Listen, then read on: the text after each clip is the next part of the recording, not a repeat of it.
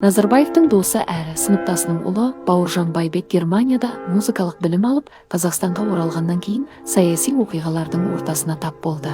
2000 жылдардың басында Байбек Берлиндегі белгісіз дипломат еді.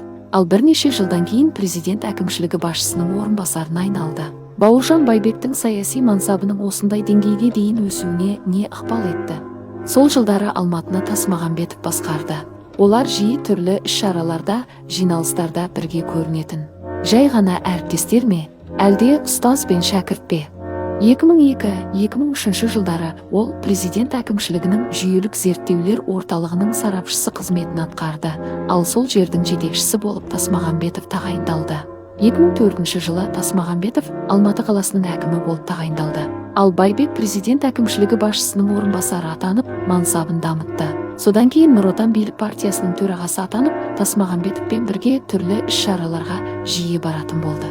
Тасмағамбетовтың тұсында Байбек жоғары лауазымдарға белсенді түрде ие болып, тіпті алматылықтардың наразылығын тудырған көкжайлау жобасын алға тартып, жүзеге асыруға тырысты. Кейбір деректерге сәйкес, Тасмағамбетов Байбектің жоғары лауазымдарға көтерілуінде шешуші рөл атқарды. Олардың тығыз байланысы қоғамда түрлі сұрақтар туғызатын. Тасмағамбетов бастамашы болған көкжайлау құрылысы 2008 жылы тоқтатылып, 2015 жылы Алматы әкімі Байбек болған кезде қайтадан дау-дамай тудырды.